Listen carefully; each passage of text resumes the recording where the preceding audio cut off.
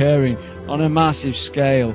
This highly lethal fallout is being expelled into the oceans and atmosphere, killing a huge amount of marine life and contaminating thousands of miles of the Pacific Ocean, and still spreading. The radioactive fallout that's being expelled into the atmosphere is going global, contaminating food and animal life forms throughout this planet, which in turn is being digested by the human and animal population. Unless this major Fukushima disaster is dealt with, we are all finished.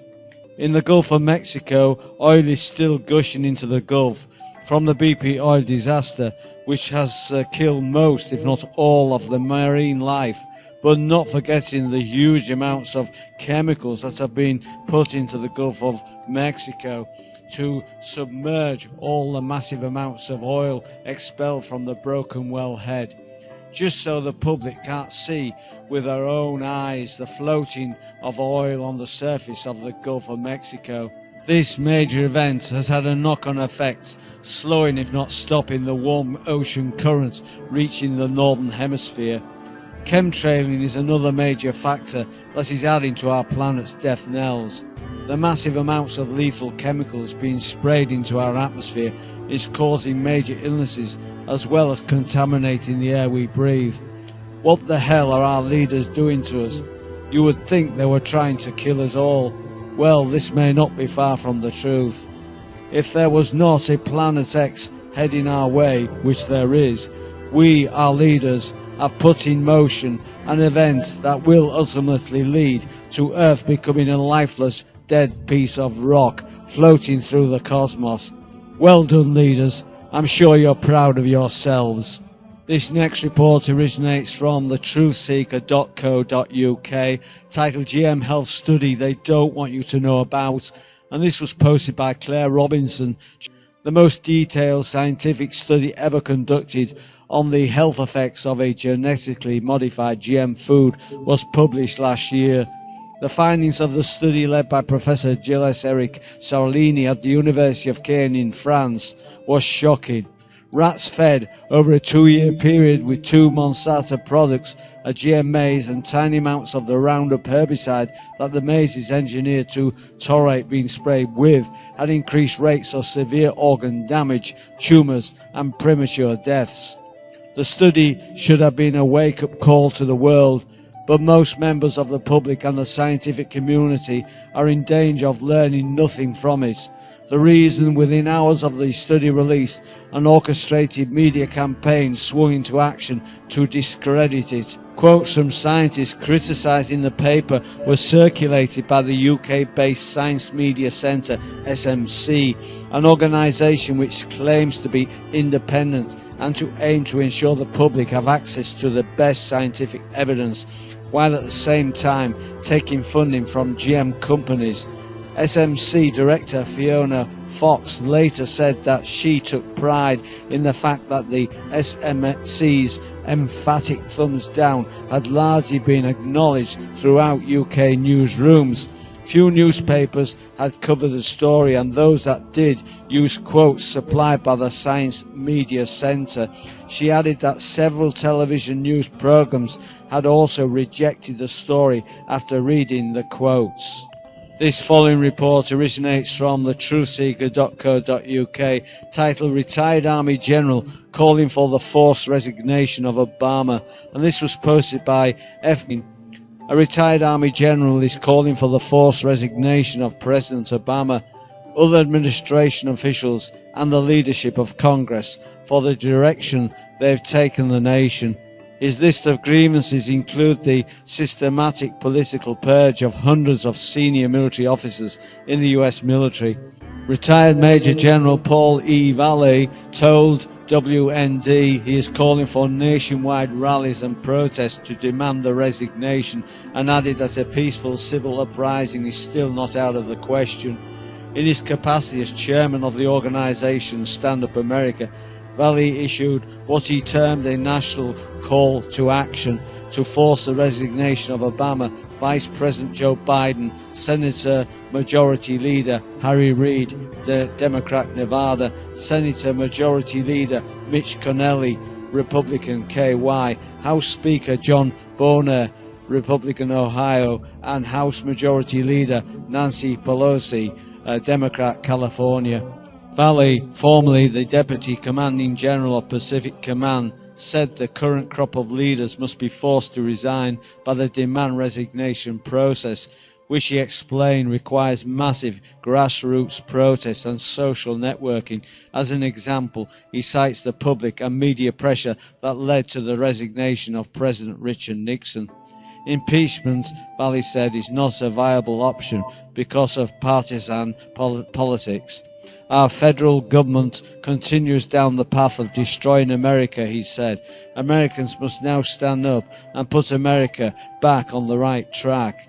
In issuing his national call to action, Willi said the federal government has not subsided in sucking the oxygen, and we call to action all branches of governments to do your constitutional duties and not to be led astray in the cultural and moral decay of America. We have witnessed far too many lies, he said, as well as deception and the corruption of the Republic. Willi reminds Americans that the Declaration of Independence itself states that whenever any form of government becomes destructive to these ends, it is the right of the people to alter or to abolish it, and to institute new governments, laying its foundation on such principles and organising its power in such form as to them shall seem more likely to affect the safety and happiness. Willi said the nation he long defended is self-destructing before our very eyes because of our inept and incompetent leadership in Washington. The battle is on, he added, and we shall not retreat. This report originates from dailycensored.com, titled JFK, Was He One of the CIA's Greatest Hits? By guest writer. Just days before John F. Kennedy took office in 1961, President Dwight Eisenhower famously warned about the dangers of its growing military-industrial complex. At that time, neither leader could have foreseen how prophetic those words would become.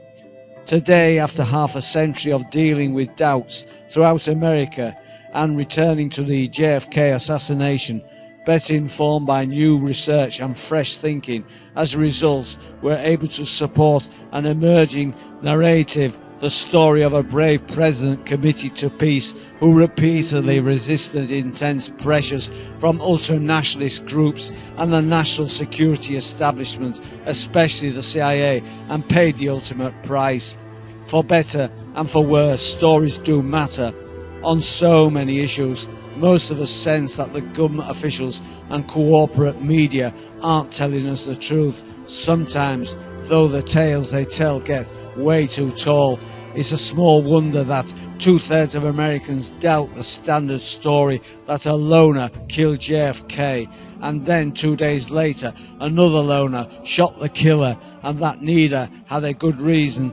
That won't pass the sniff test. To view the full transcript, go to my website endtimes23.com, where I posted the link. Now a personal view by the Informer. Wake up, America. We all know President John F. Kennedy was assassinated by the orders of the corrupt elite of the shadow government that really runs the United States of America. And why? Because he was going to come clean about the top secret shadow government and their secret space program. John F. Kennedy was one of the greatest American presidents ever, and your own corrupt elite had him killed. This next report originates from Scott.net, titled Up to 5 million seabirds likely to have died on Australian and New Zealand beaches. And this was posted by Bill Hoffman, Sunshine Coast Daily, on Thursday the 28th of November 2013. Concern raised over a number of dead birds on coast beaches. Lindsay Dines has been watching dead mutton birds washing at Tiwa for more than a month. He knows death is part of their migratory fate. Their long figure 8 of the Pacific that starts in Tasmania, touches the Northern Hemisphere, Aleutian Islands and then California before the long journey home. But Lindsay fears something more is at play. The avid fisherman and environmentalist has deep concerns about the numbers dying. I'm told that a month ago a count was done by someone, 25,000 between Noosa North Shore and Caloundra, he said. And there are media reports of dead birds extending from Bundaberg to southern coast of Victoria, plus Tasmania and New Zealand's west coast, in abnormally large numbers and along all beaches, creating great concern in communities all along the coast. All birds tested by vets were found to be emancipated and starving. Given the range of the deaths and numbers being reported, Mr. Dines fears as many as 5 million birds may have died. To view the full transcript, go to my website endtimes23.com, where I've posted the link. This following report originates from the MalaysianInsider.com, titled Hong Kong quarantines 19 people over second bird flu case, and this was posted on December the 7th, 2013. In April this year, officials test poultry at the border with mainland China in Hong Kong as part of measures against the spread of the deadly H7N9 bird flu. Hong Kong today quarantined an additional 19 people after the city confirmed its second human case of the deadly H7N9 bird flu, less than 5 days after it confirmed its first, officials said. The 19 people were close contacts of the second carrier of the H7N9 in the city, an 80-year-old Hong Kong man who had been living in the neighbouring mainland Chinese city of Shenzhen. The man developed a fever and was found to be infected with the virus yesterday after he was admitted in the city's Chung Mun hospital on Tuesday due to underlying medical conditions. 19 close contacts of the patients have been quarantined, a government statement released today said. Out of the 19 quarantined, 13 had stayed in the same cubicle with the elderly man at the city's Chung Mun hospital. 5 were his family members and 1 other was the taxi driver who drove him from the border to the hospital, the statement said. 18 of the quarantine patients have tested negative for the deadly virus, while the test results of an asymptomatic patient was pending. All 19 will be quarantined for 10 days since their last contact with the carrier. Officials are still investigating whether or not the 80-year-old patient, who remains in stable condition, had come into contact with poultry on the mainland. On Monday, the city admitted a 36-year-old Indonesian domestic helper who was infected with the virus. She had a history of travelling to Shenzhen, buying a chicken, slaughtering and eating the chicken, Hong Kong Health Minister Ko Wing Man has said of the patient, who remains in a critical condition. Health officials said they have not found any links between the 2 cases. The government has placed 17 people who have been in close contact with the Indonesian patients under quarantine since Tuesday. This following report originates from the TruthDenied.com, titled Planet X, the Truth Behind the Lies, and this was posted by Laura Croft on April the 8th, 2013. The following photos was taken by the Truth Denied during the Venus transit that occurred on June the 5th and 6th of 2012. The 2012 transit of Venus, when the planet Venus appeared as a small dark disk moving across the face of the Sun, began at 22:09 UTC on 5th of June 2012 and finished at 4:49 UTC on 6th of June. Depending on the position of the observer, the exact times varied by up to 7 minutes. Transits of Venus are among the rarest of predictable celestial phenomena and occur in pairs, 8 years apart, which are themselves separated by more than a century. The previous Venus transit took place on June the 8th, 2004, preceded by the pair of appearances on the 9th of December 1874 and 6th of December 1882. And the next pair of transits will occur on the 10th and 11th of December 2117 and in December 2125. What sparked our attention was the ability to view the transit by means of a Nikon P100 HD 10.3 megapixel camera filtered by a welder's lens, which gave us the ability to shoot the photos that was seen in the video and as well in this article. You may ask yourself, what does Planet X have to do with the Venus transit? That's a great question. See, it wasn't until the filming of the Venus transit that we found more revealed once the footage was downloaded. As you can see in the following photo, other celestial bodies came into view, which not only astounded us, it baffled us. Why isn't the news reporting this? Why has NASA not said a peep? This final report originates from ZetaTalk.com, the ZetaTalk newsletter, issue 374, and it was posted on Sunday, December the 1st, 2013, titled Eclipse Revelations. Eclipses always reveal some elements of the Planet X presence, as this history of eclipses in issue 295 of this newsletter on May the 27th, 2012 details. Eclipses are at present assisted, so they occur at all, given the moon's erratic orbit and the Earth's wobble.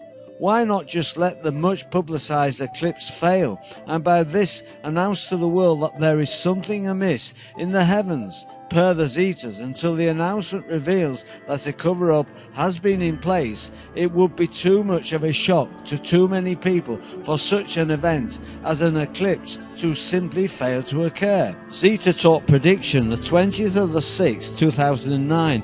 The pattern has been that all events such as an eclipse have been assisted, so that those who would go insane if presented by the truth will not be pressed to this extent. At some point, of course, this will change. Just when that time comes, we will not say.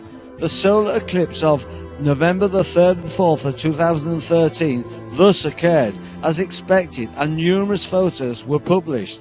All looked normal, but was it? A plethora of photos from the space and space weather gallery sites showed a red rim around the sun during the full eclipse, and a dual jewel on the edge when the sun reappeared. The twin jewel did not line up with the sunspots on the sun and had no explanation, nor did the red rim shown on this Yahoo photo have an explanation. It certainly was not present in the eclipse prior to the arrival of Planet X in the inner solar system in 2003. Compare the solar eclipse in 2000 to the 2013 solar eclipse. Zeta Talk observation, 11th of the 9th, 2013. Only the rim of the sun is showing, and due to the glare of the sun being naturally reduced by the moon, light from the Planet X complex can be readily seen. It becomes dominant, though it's taken by the ignorant public to be sunlight.